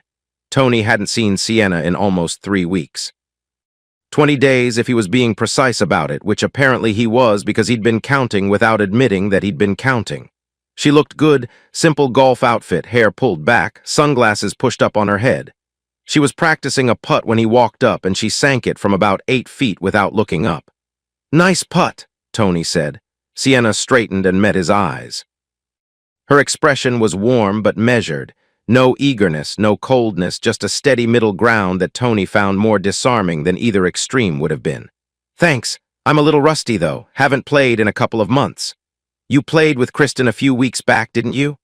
"That was more of a social round. I spent most of it trying not to embarrass myself." She smiled at him, a real smile, but a careful one. Marco appeared behind Tony and clapped him on the shoulder. "All right, 5-ball today. Sienna, fair warning, Tony cheats. I've never cheated at anything in my life. He moves his ball when nobody's looking. That happened once and it was an accident." Sure it was, and just like that, they were off. The front 9 passed in the usual blur of shots and banter, but Tony noticed quickly that Sienna wasn't just tagging along. She could play. Her swing was compact and controlled, nothing flashy, but clean mechanics that put her ball in play consistently. By the time they made the turn, she was sitting at 4 over, which was better than Jack and competitive with Marco. "Where did you learn to play like that?" Marco asked as they headed to the 10th tee. "My father and my brother are obsessed," Sienna replied. "I used to tag along every weekend growing up. I guess some of it stuck. Some of it, you're beating Jack." "Everyone beats Jack," Tony said, and even Jack laughed at that. As the back 9 unfolded, the group naturally stretched out along the fairways. Marco was slicing into trouble on nearly every hole. Jack and Kristen were walking together, talking more than playing. And Tony found himself alongside Sienna more and more often, their balls landing in the same general areas, their walks to the next shot becoming a private conversation within the larger group. On the 14th fairway, they were finally alone. Jack's ball was in the left rough, Marco was somewhere in the trees on the right, and Kristen was waiting by the ladies' tee on the next hole. Tony and Sienna walked together toward their balls, which sat about 20 yards apart in the center of the fairway. Tony had been rehearsing something in his head for the last 4 holes. It wasn't elegant. It wasn't planned. It was just true, and he was tired of not saying true things to this woman. "Sienna, I'm sorry for not going to the park with you 2 weekends ago, or for not asking you out again, or for being, well, a bit of a dick, I guess." Sienna kept walking, but she turned her head toward him. "Apology accepted, although I don't think Princess would be too happy about it. She keeps looking around for Champ every time I take her to the park." "Yeah, well, Champ is a very handsome boy. It's understandable that she'd miss him. Princess is very pretty too, you know. I think Champ was just as crazy about her. He was pretty smitten." Tony was quiet for a few steps then. "Much like me with you." Sienna didn't respond right away. She smiled softly, privately, and kept walking. "Really?" she finally said. "That's nice." The silence that followed wasn't uncomfortable. It was the kind of silence between 2 people who both know something important is happening and neither wants to rush it. "I know you've been thinking that I'm not interested," Tony said, "especially with how I've been acting, but that's not true." "Not true at all. I'm very interested in you. I just don't know how to go about expressing that very well. And there's other things I've been trying to move on from, things that I haven't been doing a good enough job of figuring out." "You're talking about your ex-wife?" "Yeah, I am," he exhaled. "I know it's been a long time since the divorce. Everyone keeps telling me I should have moved on by now, and they're probably right. I'm completely over her, but it hasn't been easy to want to be with anyone else since. So I'm sorry if I've been coming across as hot and cold. I don't mean to." They reached Sienna's ball. She pulled her 7-iron from her bag but didn't address the ball yet. She turned to face Tony fully. "Everyone deals with things in their own time," she said. "Some people bounce back right away, for others it takes years. But I want you to remember one thing while you're figuring it all out. I'm not your ex-wife. What happened between you two won't happen between us because I'm not like her. I want you to remember that." "I'll try." Sienna nodded, then set up over her ball and hit a clean shot that landed on the front edge of the green. They walked together toward Tony's ball, which was sitting up nicely about 30 yards short. "Sienna, would you like to go out with me next Friday night? I'd like to take you somewhere nice. Proper restaurant, real chef, the works." She glanced at him sideways. "Are you sure? You're not just asking because you feel like you have to? We can take it slower, you know. Sounds like you're trying to back out already." "Not at all. I just don't want to start getting my hopes up if you're not ready for whatever this is. But I want you to get your hopes up. Mine already are." Something shifted in Sienna's face, a softening, a warmth that she'd been holding back finally allowed to surface. She didn't say anything for a moment, just walked beside him. Then, as Tony was pulling his pitching wedge, she spoke again. "Tony, I know all about Rosa, about the boy you were raising, and about your best friend, too. I just wanted to say that up front so you don't feel like you need to explain any of it to me. I want us to be open and honest with each other." Tony looked up from his stance. His face was impossible to read for a second. Surprise, vulnerability, relief, all of it passing through like clouds across a fast sky. "Are you trying to throw off my chip shot or something?" Sienna laughed. "No." "Well, maybe a little." He hit the chip. It landed soft, rolled to about 9 feet from the pin. They walked onto the green together. "This is for par," Sienna said, reading her own putt from the front edge, about 15 feet slightly downhill with a left-to-right break. Tony studied the line from behind her. "Aim about a cup's width to the left. This green runs hard from left to right, especially on this tier." Sienna adjusted her aim, took her stroke, and watched the ball track across the green, dead straight at first, then catching the slope and curving gently right, rolling toward the hole with decreasing speed until it caught the lip and dropped. "Yes." Tony pumped his fist, genuinely thrilled, and came over for a high five that Sienna met with a grin that could have lit up the entire golf course. "Thanks for the read. I would have missed that without you." "You're welcome. You're quite good, you know. Maybe we could come out here and play on our own sometimes. It's a good place to clear your head. Great scenery, too." "I'd love that. But we still need our dog park dates, too. They won't let Champ and Princess run around out here with us." "Yeah, of course." Tony sank his own putt for par, and they walked to the next tee together, their arms close enough that their hands almost brushed with each step. When they rejoined the group at the 16th, Kristen noticed immediately. The body language between Tony and Sienna had transformed, not dramatically, not in any way that would invite teasing, but unmistakably. They stood closer. They talked easier. They looked at each other the way people do when something has been decided, even if neither of them has said the words yet. Kristen caught Sienna's eye across the tee box and gave her a small smile, a nod. Sienna smiled back. After the round, they all sat together in the club restaurant for lunch, and Tony and Sienna ended up side by side, their chairs angled slightly toward each other, talking quietly while the rest of the table carried on around them. To anyone watching, they looked like two people at the very beginning of something real, still cautious, still careful, but no longer afraid. And for the first time in 8 years, Tony wasn't pretending everything was fine. Everything actually was. Friday arrived like a held breath finally released. Tony picked Sienna up at 7 in a button-down shirt she'd never seen him wear, dark jeans, the truck cleaned inside and out for the first time in probably months. He'd made a reservation at Cereza, a place in Old Town Scottsdale that Carlos's wife had recommended. Low lighting, exposed brick. The kind of restaurant where the menu didn't have prices and the wine list was thicker than most novels. "You look really nice," Sienna told him as she climbed into the truck. Simple black dress, hair down, those blue eyes catching the dashboard light. "You look incredible," he responded, and the honesty of it, no deflection, no shrug, made Sienna's stomach flip in a way she hadn't expected. Dinner was everything it should have been. They talked about her week, a nightmare wedding order involving 400 hand-tied boutonnieres. He told her about a framing issue on the current build that had cost them a full day.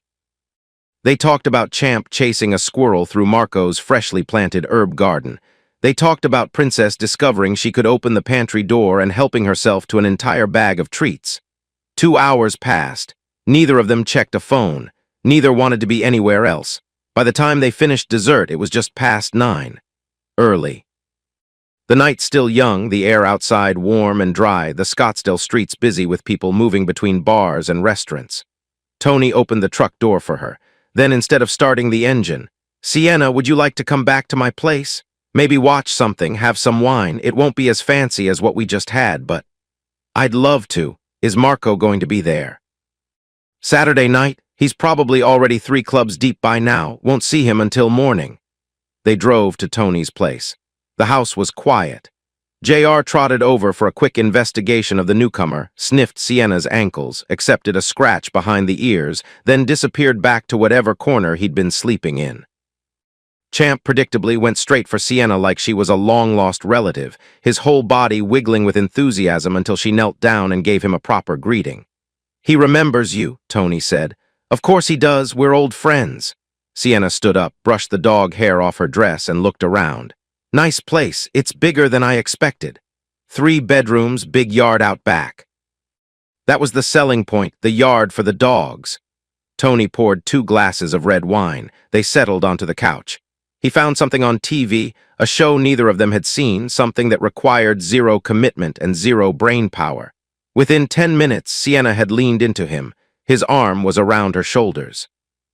Her head rested against his chest, and he could smell her shampoo, something faintly floral like the shop where she worked.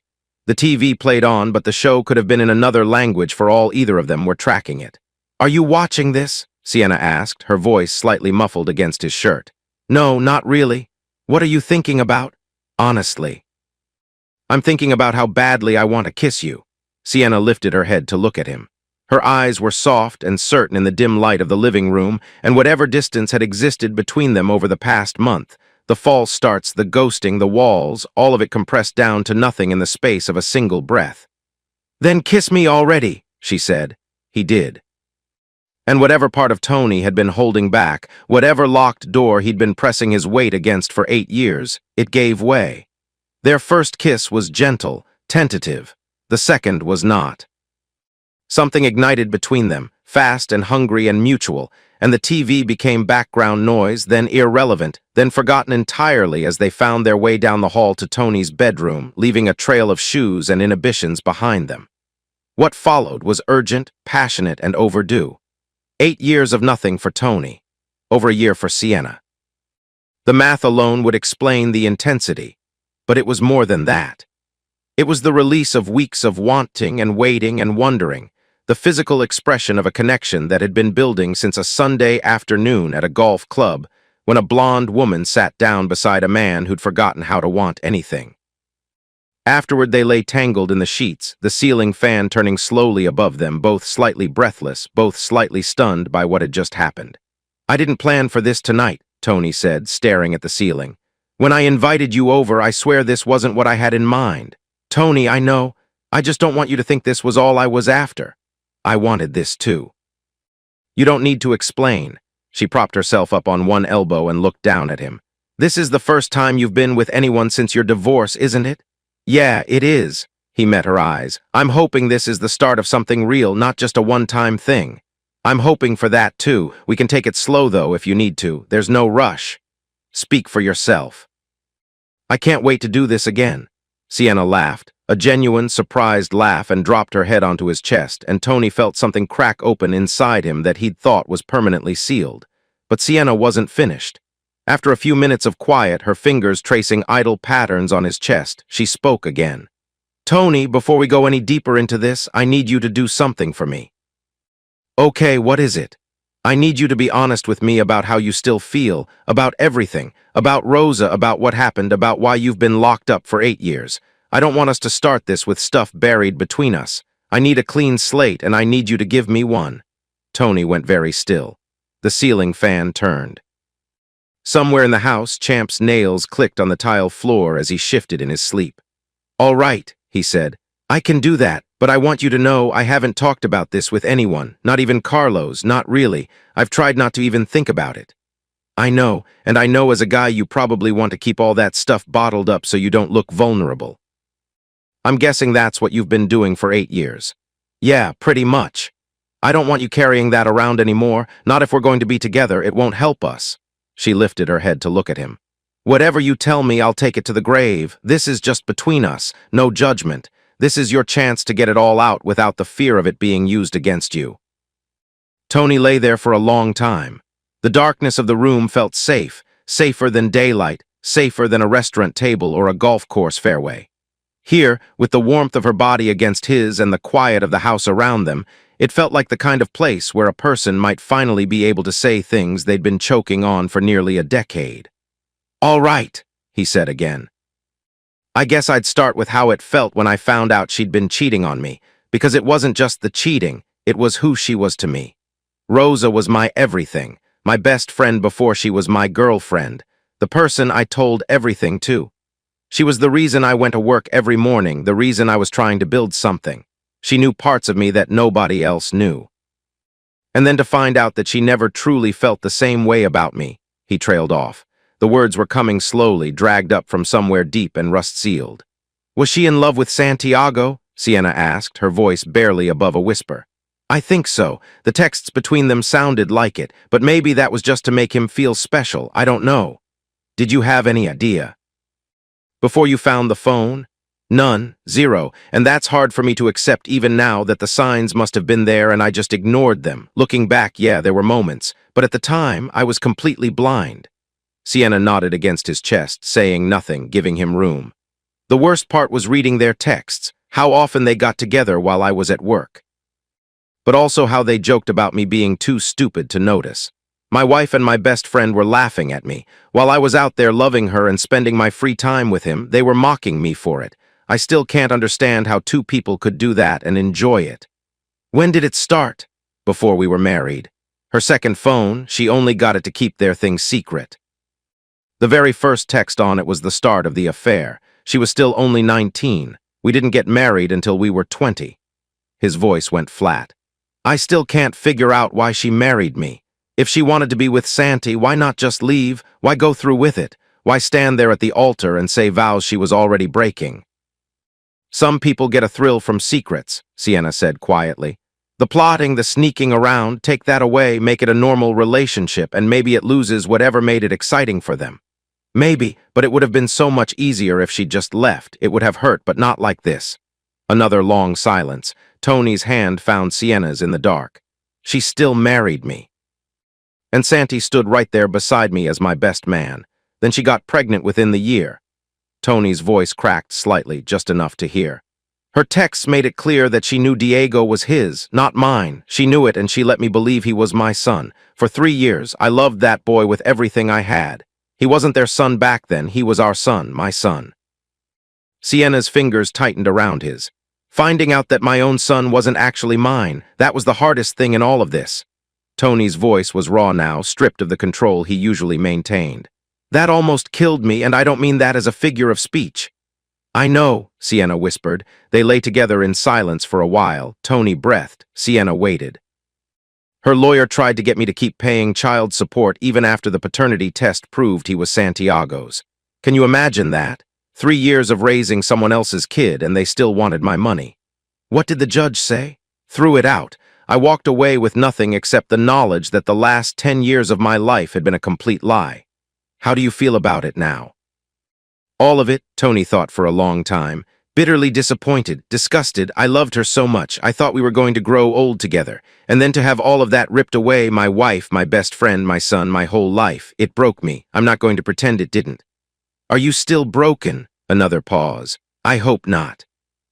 You're the first woman I've had real feelings for since all of that, so maybe I'm finally getting past it, but I know I've been doing a bad job of it so far.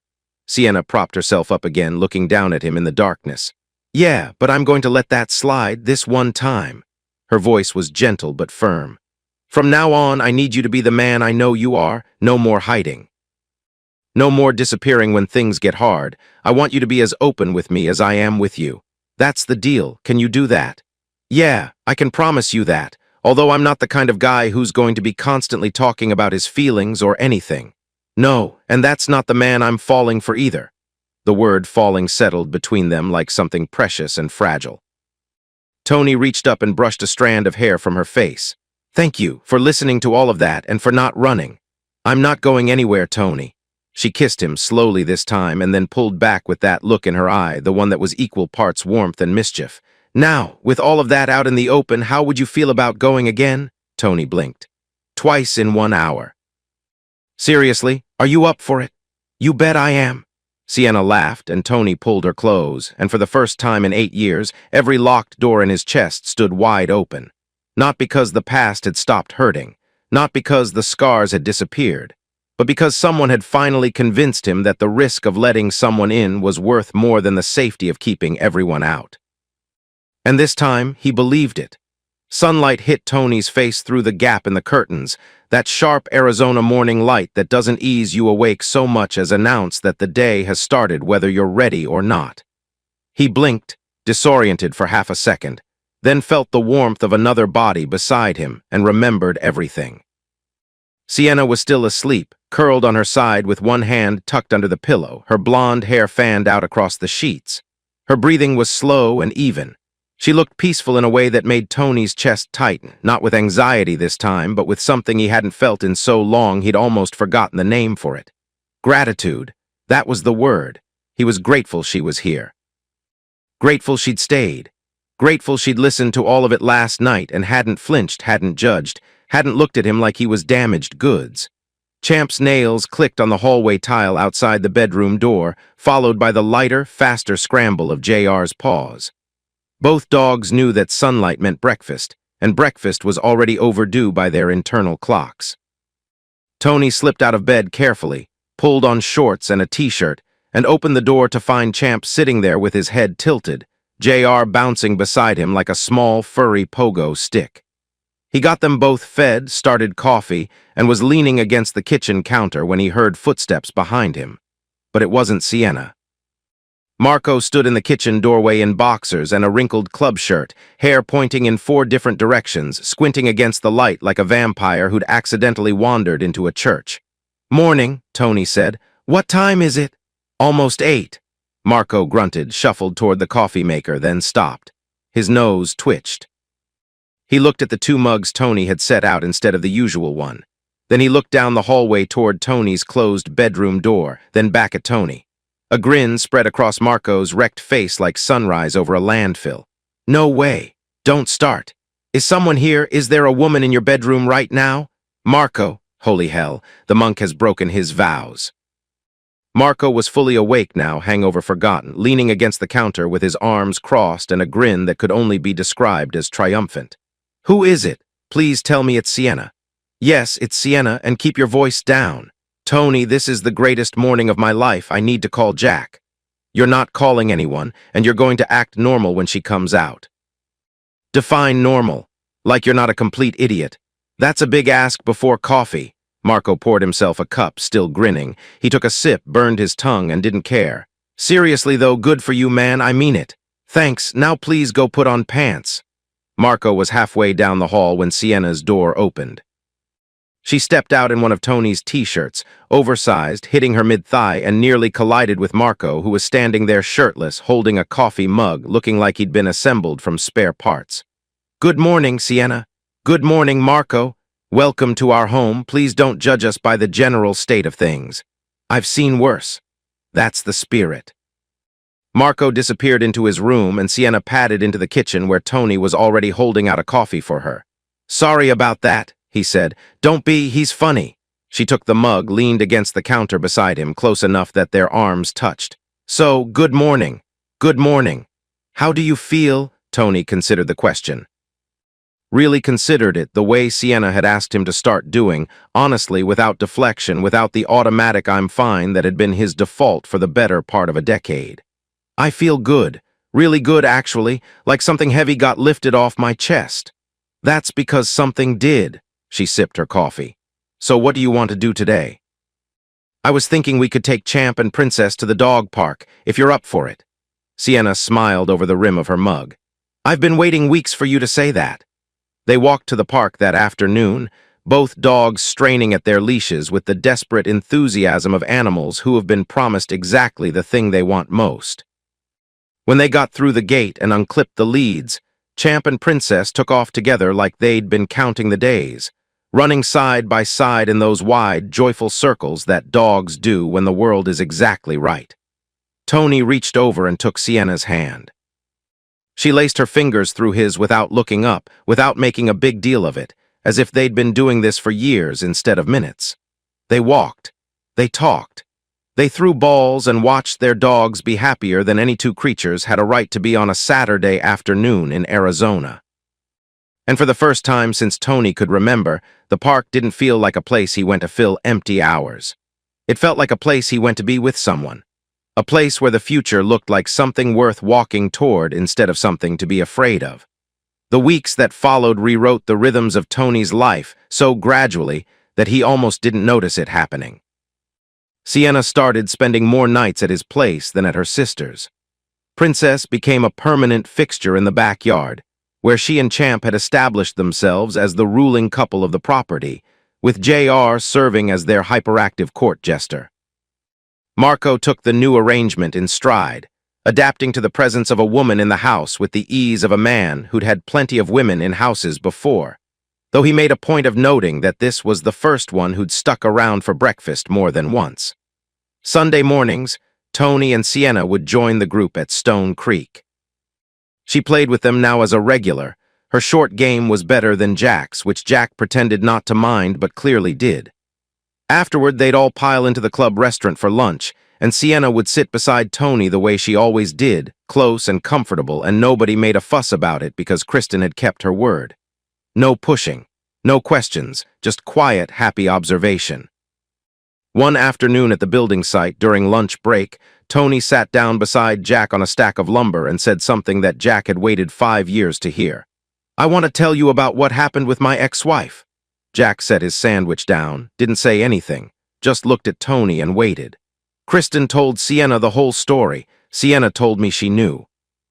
And then I told her everything, how I felt, what it did to me, all of it. First time I've ever said any of it out loud. Tony paused, picking at the label on his water bottle. But I figured if I could say it to someone I've known for a few weeks, I should be able to say it to someone I've known for 5 years. You don't have to tell me anything, Tony. Not unless you want to. I know. But I want to, that's the whole point. So Tony told him, not everything, not every detail of every text, not every moment of the court proceedings, but enough. Rosa, Santiago, Diego, the 3 years of raising a son who wasn't his, the wall he'd built afterward, and the woman who'd somehow convinced him to take it down. Jack listened without interrupting. When Tony finished, Jack was quiet for a long moment, staring out at the half-framed house in front of them. "I'm sorry you went through that, Tony, and I'm sorry I ever gave you a hard time about the dating stuff. If I'd known..." "You couldn't have known. I didn't let anyone know. That was the whole problem." "Well, you let someone in now. That took guts." "Took Sienna is what it took." "I wouldn't have gotten there on my own." Jack nodded, picked his sandwich back up. "For what it's worth, I think she's the best thing that's ever happened to you." "Yeah." Tony looked across the building site to where Marco was arguing with a plumber about a pipe fitting. "Don't tell Marco I got emotional, though. He'll never let me hear the end of it. Your secret's safe with me." 2 months in, and Tony was starting to learn that healing wasn't a straight line. It was more like the Arizona weather, mostly clear, occasionally blindsided by something you didn't see coming. He was at the hardware store on a Saturday morning, picking up replacement brackets for a shelving unit Sienna wanted installed at his place. Her things were migrating over in stages. A drawer here, a shelf there, toiletries colonizing his bathroom counter like a slow-moving but inevitable invasion. He didn't mind. He liked finding evidence of her in his space. He was in the fastener aisle when he saw them. A young father, maybe late 20s, holding the hand of a boy who couldn't have been older than 3. The kid had dark hair and dark eyes and was babbling about wanting to see the power tools, and the father was laughing, crouching down to the boy's level, saying they could go look but they couldn't touch anything. Tony's hand tightened on the bracket in his grip, the familiar compression in his chest. Diego would be about 11 or 12 now, probably not asking to look at power tools anymore. Probably asking for a phone or a video game or whatever kids that age wanted these days. Tony had no idea. He'd missed all of it. He stood in the aisle for a long moment, watching the father lift his son onto his shoulders, the boy's laughter echoing off the high warehouse ceiling. Then he put the brackets in his cart and drove home. That evening, while Sienna was making dinner and he was pretending to help by cutting vegetables at a pace that could only be described as deliberately unhurried, he told her about it. "I saw a kid at the hardware store today, dark hair, maybe 3 years old. He was with his dad." Tony kept his eyes on the cutting board. "It made me think about Diego." Sienna stopped stirring. She didn't turn around immediately, giving him a moment. Then she set the spoon down and faced him. "What did you think about?" "Just wondering what he looks like now, if he's happy, whether Santi ended up being a good father to him. Stupid stuff." "That's not stupid stuff, Tony. It feels stupid. He's not my son. He was never my son. I need to stop." He was your son for 3 years. You raised him, you loved him, you don't need to stop anything. It's okay to think about him. Tony set the knife down. His eyes were dry, but his jaw was tight. I used to imagine running into them, Rosa and Santi and Diego, on the street or at a store or something. I'd imagine what I would say, how I would act. For the first few years out here, I played that scenario in my head hundreds of times. And what did you decide you'd say? Nothing. Every version ended with me saying nothing and just walking away, because that's all I knew how to do. And now, Tony looked at her. Now I think I'd be okay. I think I'd look at them and feel sad about what happened, but not destroyed by it. Not anymore. Sienna crossed the kitchen and kissed him. Soft, brief, firm, the kind of kiss that said I'm here without needing to say it. Dinner's going to burn if you keep being emotionally available, she said. Well, we can't have that. Tony picked the knife back up. But thank you for letting me talk about this stuff without making me feel like there's something wrong with me. There's nothing wrong with you. There never was. You just got hurt by someone who should have loved you better. Tony nodded, and they went back to making dinner, and the evening continued the way evenings do when two people have figured out how to be honest with each other. Imperfectly, sometimes clumsily, but with the steady intention of showing up for one another no matter what surfaces. Carlos noticed the change before anyone else, which made sense. He'd watched his brother's slow decline more closely than anyone, so he was the first to recognize the reversal. They were on a job site, just the two of them reviewing blueprints for a kitchen remodel when Carlos brought it up. You seem different. Different how? Lighter. Like you're not carrying a refrigerator on your back anymore. Carlos looked at his brother over the edge of the blueprints. Sienna? Yeah. I'm happy for you, Tony. I really am. Mom called me last week, by the way. She wants to meet her. Yeah, I know. Sienna's already talking about flying up for Thanksgiving. She wants to bring Princess on the plane, which should be an adventure. Mom's going to cry? Mom cries when her toast comes out right, but yeah, she's going to lose it. Carlos laughed, a real deep laugh, and for a second Tony saw his brother not as his boss or his supervisor or the guy who'd been worrying about him for 8 years, but as his brother, just his brother, happy that something good was finally happening. You know what Rosa took from you? Carlos said, folding the blueprints. Not just the marriage or Diego, she took your ability to believe that you deserved something good, and it looks like Sienna's giving that back. She's not giving it back, she's just making it easier for me to find it again. Carlos clapped him on the shoulder. Same thing, Tony. Thanksgiving in Sacramento was exactly what Tony's mother had been praying for, since her youngest son had moved to Arizona 8 years ago. Carmen Ramirez, remarried now as Carmen Delgado, opened her front door to find Tony standing on the porch with his arm around a beautiful blonde woman, a golden retriever sitting politely at their feet, and an expression on his face that she hadn't seen since he was a teenager. He looked happy, genuinely, unmistakably happy. And Carmen, true to Carlos's prediction, burst into tears before anyone said a single word. Mom, this is Sienna. Sienna, this is my mother. It's so wonderful to meet you, Mrs. Delgado. Sienna extended her hand, but Carmen grabbed her and pulled her into a hug so tight that Princess started barking, thinking her owner was being attacked. Oh, Mija, I've been waiting so long for this. Carmen pulled back, wiping her eyes, then looked down at Princess. And who is this beautiful girl?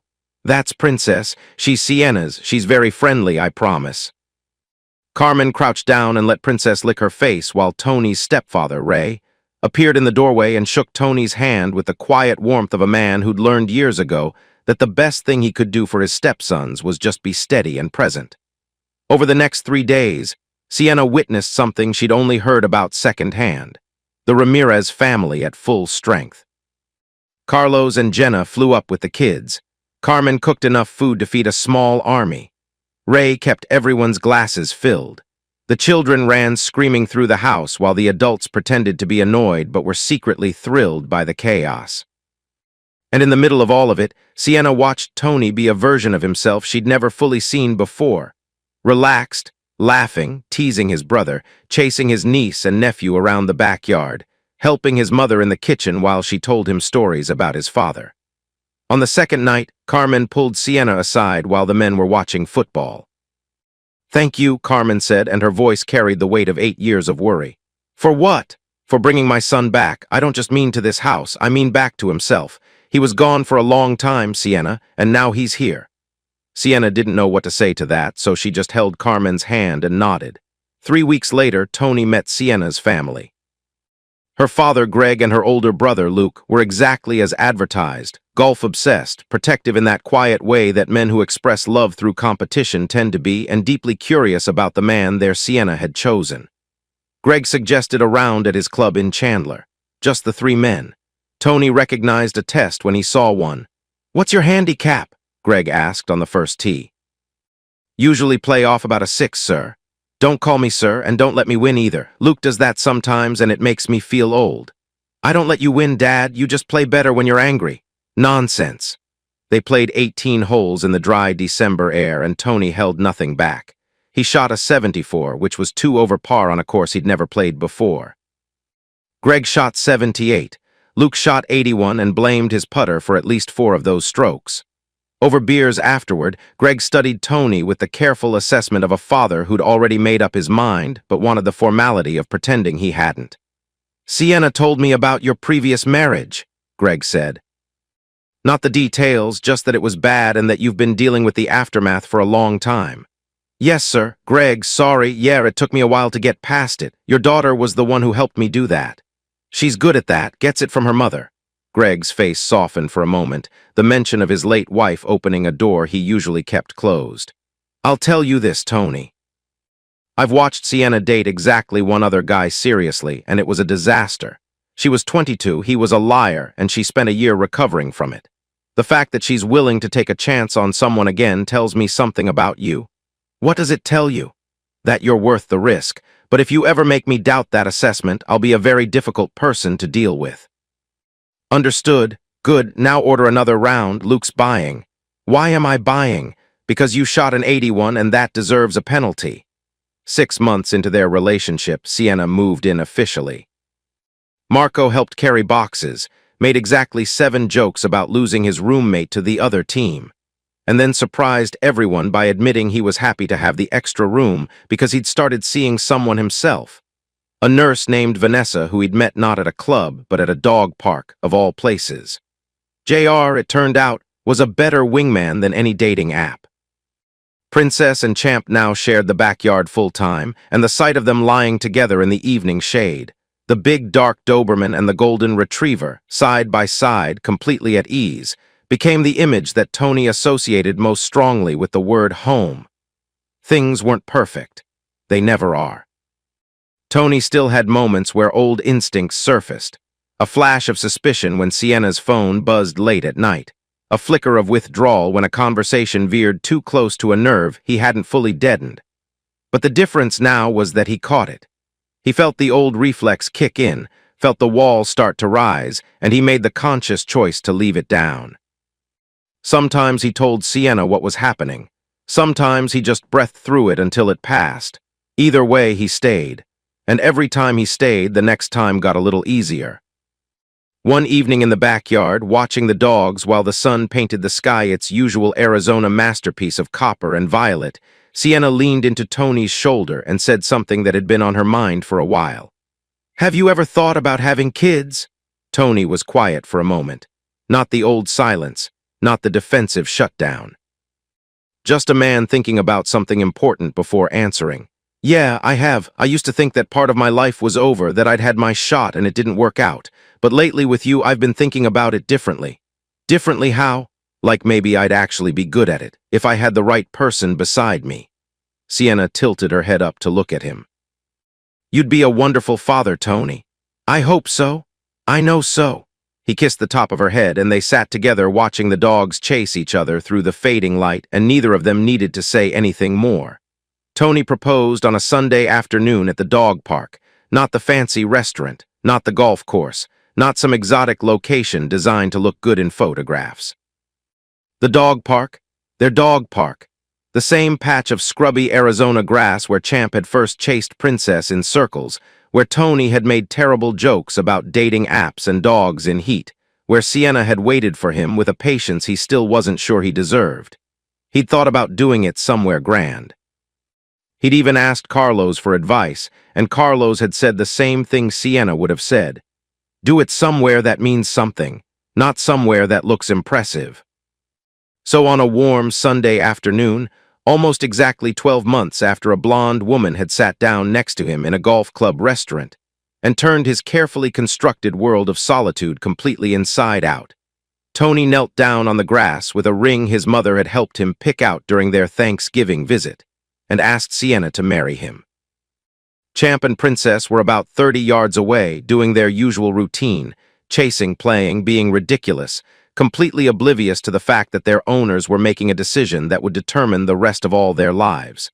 "Are you serious right now?" Sienna said, her hand over her mouth, her eyes filling. "I've never been more serious about anything. We're at a dog park, Tony." "Yeah, we are, because this is where I figured out I was falling in love with you. This is where it all started. You're going to make me cry in front of all these dogs. Is that a yes?" Sienna pulled him to his feet, took his face in both hands, and kissed him in a way that answered the question more thoroughly than words ever could. "Yes," she said against his mouth. "Obviously yes. 1,000 times yes."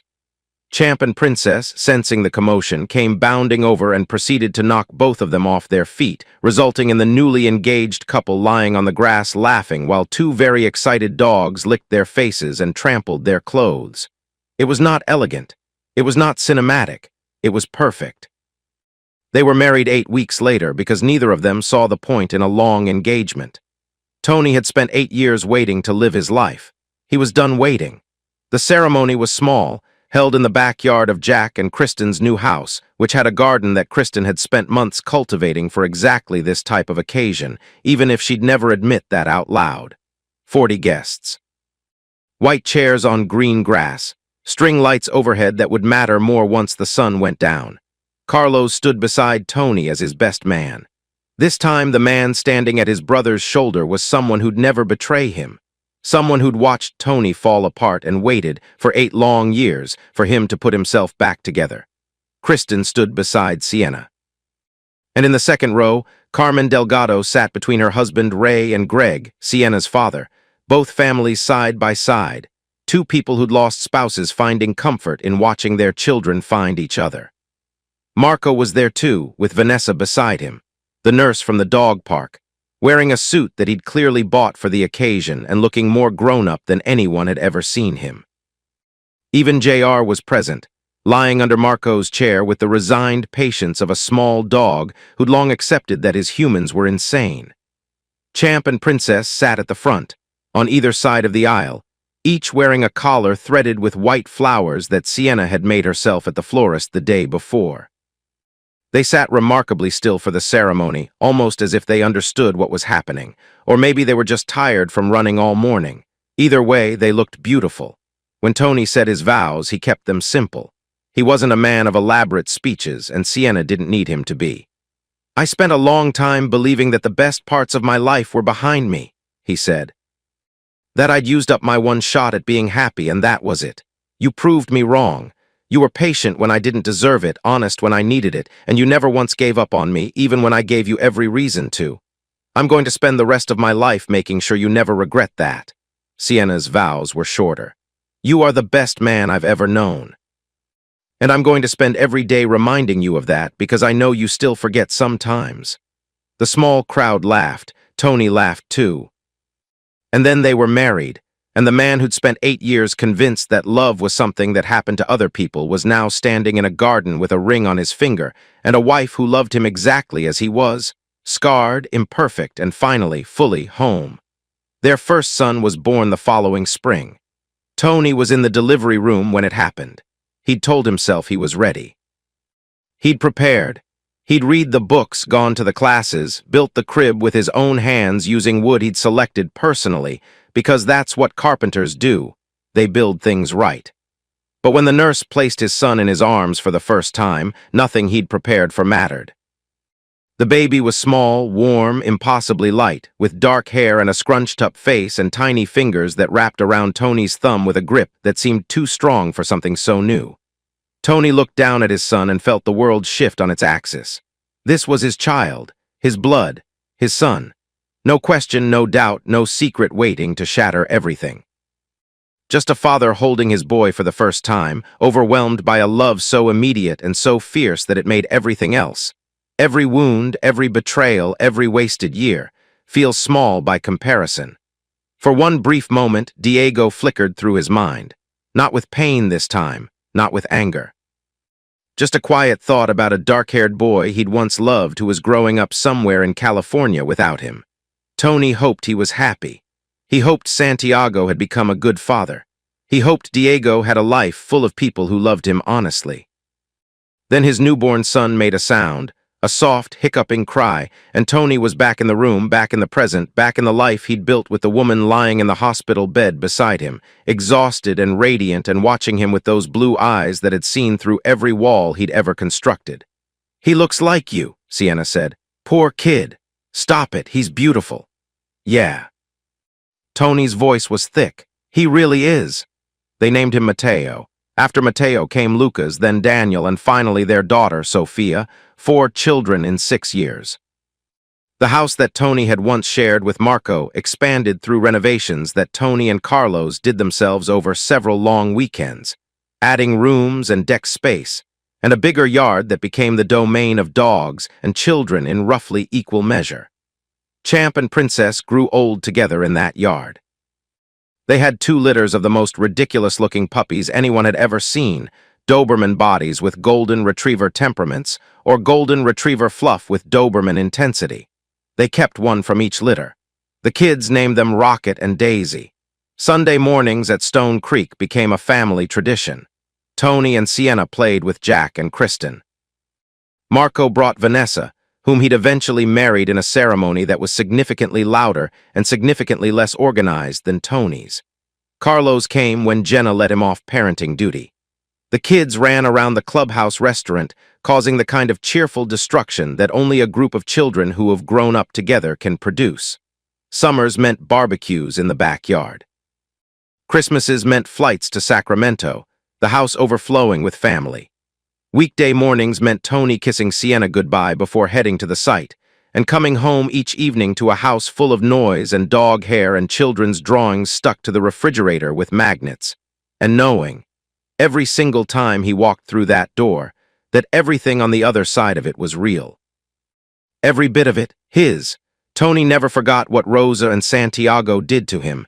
He never pretended it didn't happen, never rewrote the past into something softer than it was. But he stopped letting it define him. The scar was there, the way scars are visible if you looked but no longer bleeding. Just a mark on a man who'd survived something that could have broken him permanently, and chose instead to build something better on the other side of it. And in Sienna, he found everything he'd once believed he'd lost forever. A partner, a best friend, a woman who loved him not despite his damage but with full knowledge of it, who'd waited for him when he wasn't ready and stood beside him when he was, who'd given him a family that was unshakably, unmistakably his own. Antonio Ramirez spent the rest of his life with that woman and those children, in that house with its too small kitchen and its too big yard, surrounded by friends who'd become family and dogs who'd started a dynasty. He spent the rest of his days exactly where he wanted to be. And he was happy, truly, deeply, all the way to the end. Happy.